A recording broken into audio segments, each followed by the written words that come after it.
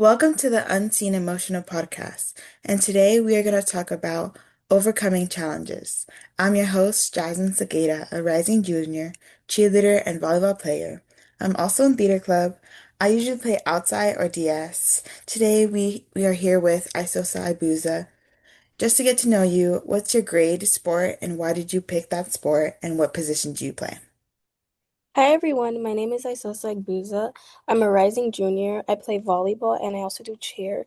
And I decided to pick that sport because my sister grew up playing it and I often found myself drawn to it while going to her games. And I also play outside or DS. Hmm. We're also going to talk about some of academic wise.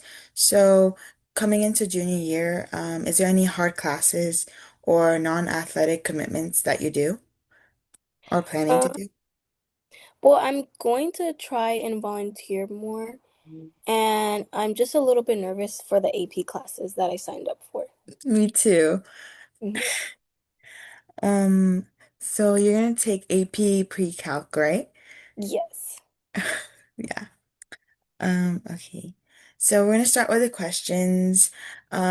Today's topic is overcoming challenges, and I just wanted to ask you, what is your kind of definition of a challenge? Well, to me, a challenge is something that pushes you out of your comfort zone, Mm, and it often is hard and challenge. Like it's just like a challenge. It's like an mhm. obstacle that you have to overcome. I definitely agree with that, and like it kind of stops you from moving forward and stuff like that. What would you say is your biggest challenge because of your sport? So like for me, it would be like balancing life and Hmm. balancing school or even going to practice and trying not to burn out or something like that. Yeah, I think definitely balancing school, especially because this year we're taking harder classes. Yeah. Last year it was a little bit hard because the classes weren't that hard, but they would often give a lot of work and we would have practice until like 6 and sometimes even have games until 8. So it would Hmm. just be balancing the time I put into school while also doing volleyball. Yeah. Um, so how is there any daily challenges you face like that can be showing up to practice early, or since now your sisters are going to be in the high school, is there any challenges you think you're going to face? Um, Honestly, the only really big one I can think is academics, really. And then also since I'm trying to expand on my extracurriculum, like doing volunteering and like maybe even trying to get a job. So I think it's just like working on the balance and working to be comfortable with the new schedule. Yeah, and how do you like usually go about that, like having a planner or having Google Calendars or something like that? Yeah, I always like to plan my stuff out. I use the reminders app on my phone a lot. So if I have an assignment or if I have a task I need to do, say like go to volleyball or do a chore, I always use my reminds app, and that Hmm. usually helps me and keeps me grounded in my schedule. Like even though like I'll look at the list and it's a lot, I Hmm. feel very like productive and I feel like I've accomplished a lot when I press the completed button on the task. Yeah. Um, is there any like other like leadership roles you have? So in volleyball or in cheerleading? Yeah, so I was captain for a JV last year, and Hmm.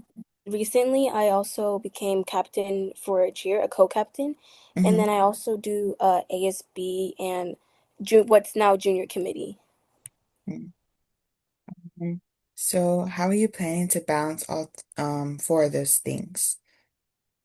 So I'm planning on working on a schedule and also learning how to set boundaries Mhm. and taking breaks for myself so I don't get burnt out too easily. So if I have too many things that I have to do, especially with my cheer coach, because Hmm. volleyball and cheer they tend to overlap.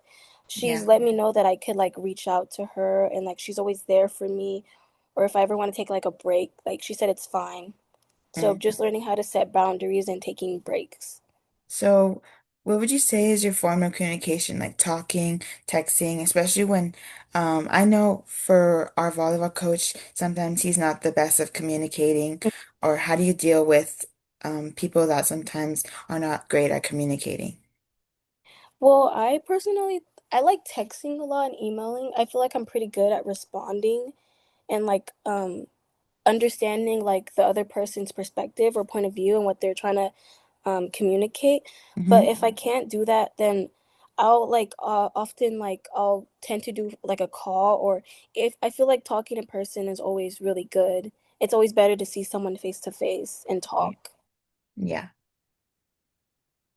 Moving on. Um, how does like your circle that can be like your family, friends help you overcome your challenges?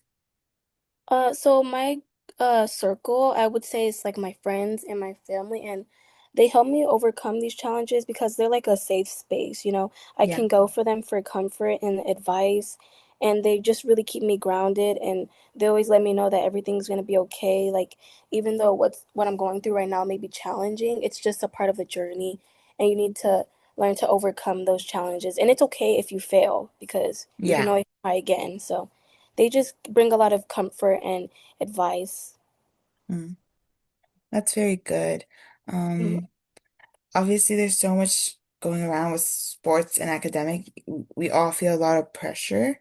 So, is there a time where you felt you had a lot of pressure or certain times in the semester that you're like, I'm very overwhelmed? How do you usually overcome that? Yeah, there have been times where I felt overwhelmed. Like, as I said, like earlier before, last year the classes weren't as hard, but they tend to give like a lot of work. So when, especially on game days where it was really late, and Hmm. then at the beginning of volleyball season, we also started doing like cheer practices. So I Yeah. felt stressed because I didn't know which side to like go to, what sport to play, and then on top of that having homework. So I think what just helped me was like taking a step back and like realizing like I can do this, like I am capable of overcoming all these challenges. All I have to do is take a minute, communicate, and just writing down stuff really helps. And talking Mhm. to someone, like how I said, my circle, I often talk to like my sisters or even my grandma. So just taking a step back and realizing that like all these challenges they come from the good stuff that I've like achieved.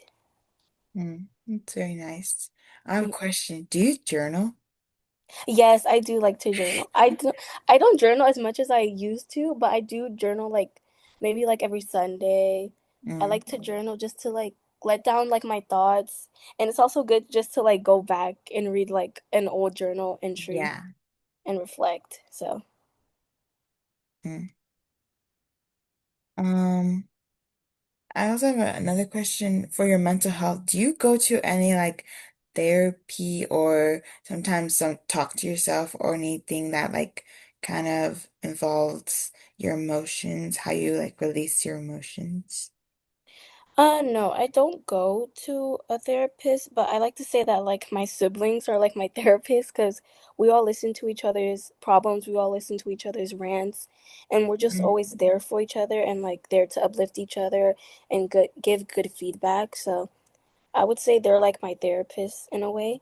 But Yeah, I do also like talk to myself. I feel like journaling is also a way to like talk to yourself and definitely. reflect on your mental health and stuff.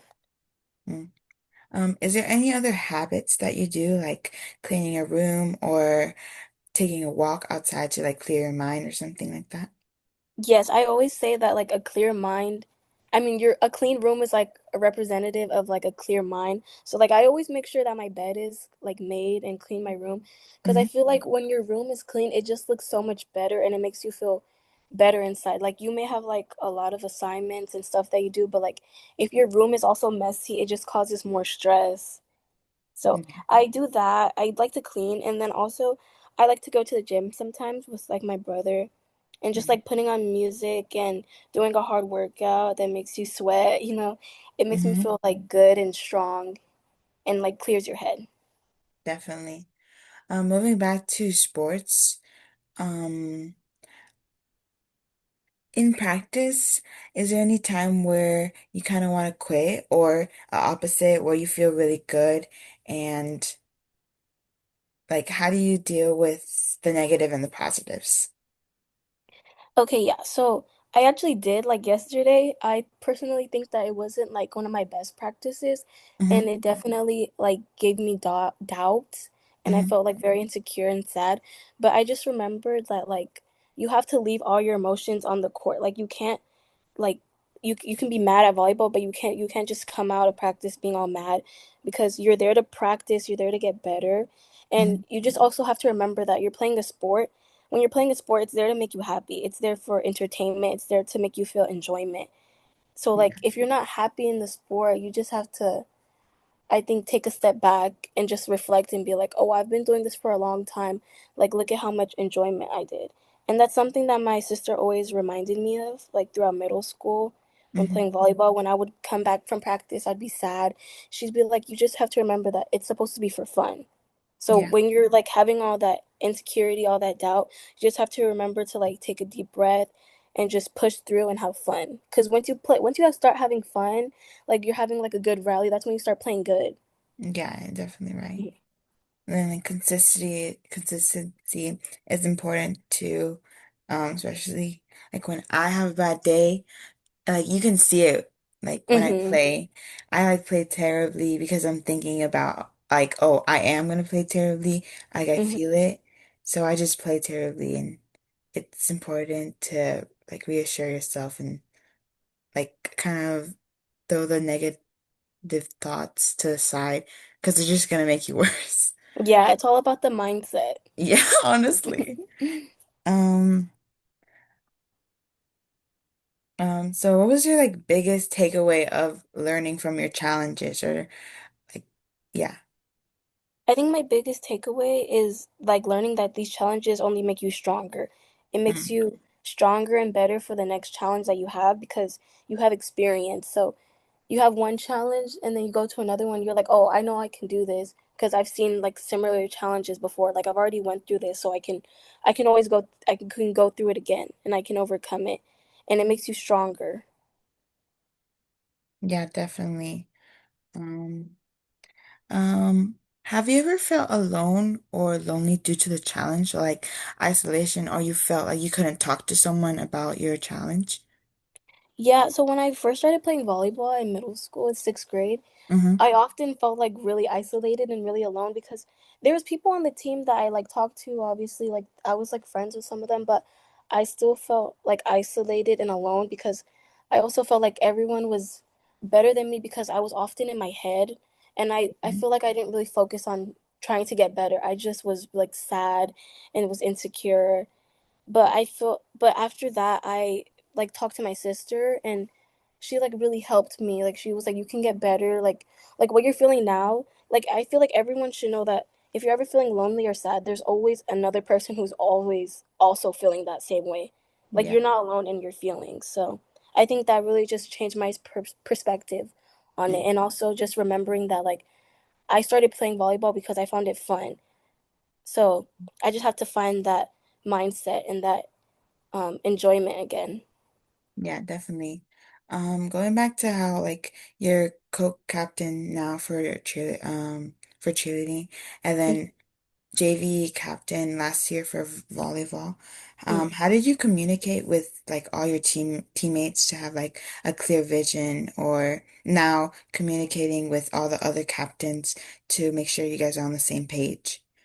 So for that, for communication, we made group chats. We had, I think maybe three. I had one with the all the captains and the coaches, one with just JV, and then Hmm. one with just all captains. So through that, we were able to communicate. I don't think we did calls really. We mostly just like sent texts. When we try to make sure that all the texts were clear and concise and they weren't like too long. Mm. And how would you like communicate that to your team? Like if you guys needed to practice something, would you like have a meeting or like before practice, would you guys kind of talk about what you guys need to improve on with the team? Yeah, sometimes before practice, our coach, Hazel, she would have little meetings and she would Hmm. communicate that to me beforehand. Like, oh, I want to do a meeting so we can talk about this or talk about like a tournament that we just had. So we would often have meetings after like big games or tournaments, and we would all just like talk about our feelings, like go around in a circle. We also did a lot of like practices with like writing down stuff, almost like journaling in a sense, Yeah. just like talking to each other and just trying to understand each other's feelings and learning that we're a team. Like we're not just one person, and what one person may be feeling, someone else may be feeling it. So, Yeah. yes. Another challenge that may could have happened is maybe a teammate is not listening or not cooperating with everyone else's ideas. How would you navigate for like the best outcome? There was actually like one little like situation like that last season. And one way we were able to navigate that was just we communicated with everyone. Like we made a specific group chat to like to know that all the people who were involved, like the coaches, everyone who needed to be there was in that group chat. We Mm, communicated on text to have like a meeting, and we had like, a meeting in person as well. And mm. it's just like talking and like trying to get that person to acknowledge like what they're doing. Like they may not even realize that they're doing it. So it's just talking and understanding and just listening and learning from each other. Yeah, definitely. The last like major question I have is how have these challenges helped you define who you are? Oh, that's a good question. These challenges have helped me because it made me realize that I'm a very strong person. Mm-hmm. It made me realize that I could really do anything I put my mind to, and that like the mistakes I made or the challenges I faced, like I can overcome that and I could grow in a sense and become like a better person, a better version of myself. That's very inspiring. Thank you. Um, I did a little research for this episode. It was about psychobehavioral stuff. Well, the definition was like describing a absent behavior that psychological cause or significance, which means like, oh, why do you do the stuff that you do? Hmm. So for all of these challenges, we all have different, we would all react differently to different situations or, yeah. So, Hmm. there was this article talking about how athletes should be prepared, um, on how they receive or react to their challenges. Hmm. And I thought it was kind of interesting Hmm. because we all react differently, but Yeah. especially with athletes, and since we're young athletes, we have so much emotions, so much things going in our head, outside of our head, and we're saying stuff sometimes that we don't really mean or take out of context.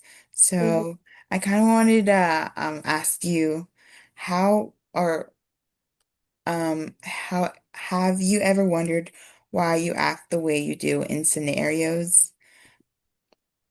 Yes. I remember there was this one tournament where it was like game point, and I missed I missed the hit, and I Mm-hmm. was just I like broke like I just like broke out, and I've never like um or like I just had like a burst, like I've never had that in a game, and Mm-hmm. I was just like wondering and thinking to myself like I don't know why I'm acting like this, I don't know why I'm doing this, and it was like almost felt like it was like an out of body moment because Mm-hmm. I just didn't know what happened, and it was really Mm-hmm. frustrating and really sad, but I had like my coach talk to me, and like she just gave really good advice, and yeah. Mm, definitely. For me, I feel like in a more general sense, I feel like I act the way I act because my parents kind of ideas on me and what they instilled in me. Also, Mhm. I see how like other people react and the outcome and definitely affects how I learn from their Mhm. actions. And I try to like take the bad and from the good out of it and kind of see what works and what doesn't work. And do you also have those like similar beliefs where like sometimes your parents tell you, oh, like act away in the different scenarios because you kind of see how they act? Yes, I think I do have that. I also think it's like a cultural thing Mm-hmm. as well. Like, people from different cultures, they may act a certain way because that's what's instilled in them, and that's like the values and the beliefs that they have.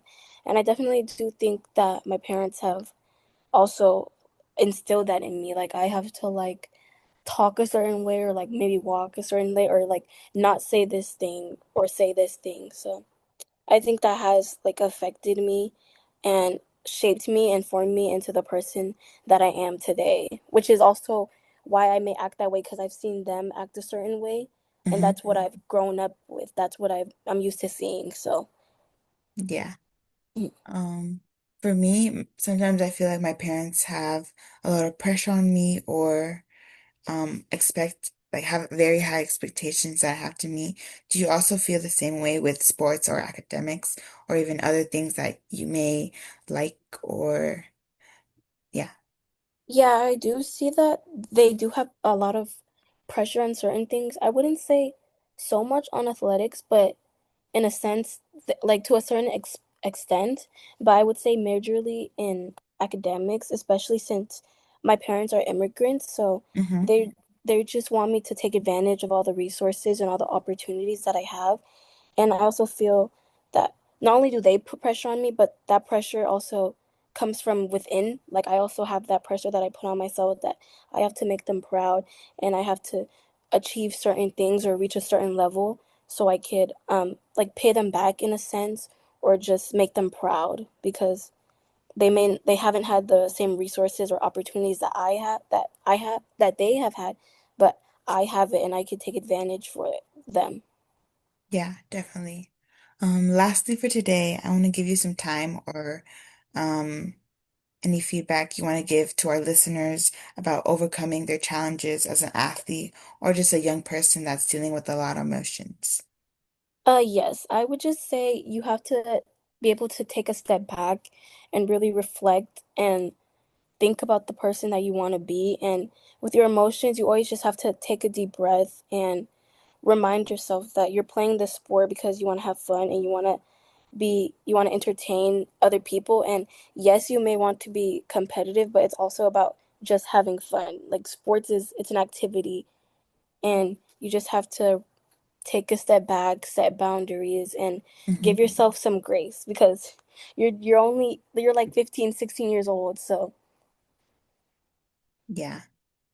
I definitely agree with that. Um, Being so young and kind of not experiencing a lot of things. We have so mhm, much else to experience, so much room for growth. I feel mhm. like definitely we're like still we're YOLO kind of a little bit. Yeah, like everything that you're going through, like all the challenges, like it's all a part of the journey, and it just shapes you into a better person, and you grow from it, and it's just it's a part of the journey. Yeah, everything happens for a reason. Hmm. Um, well, that's it for today. Um, For the Unseen Emotional Podcast, I want to thank our guest, Aisosa Aigbuza, for coming on my podcast and talking about her challenges. Please tune in for the next episode coming shortly. Thank you. I'm your host, Jasmine Sakeda, and this is the Unseen Emotional Podcast. Thank you, Aisosa, for coming on. Um, I just want to say have a great day. And this podcast was definitely a great podcast, and I love hearing about your challenges and how you overcame them and the wise advice you gave the listeners. So, yes, thank you. Thank you for having me. I'm happy to be here. That's it. Thank you. Bye. Thank you. Bye.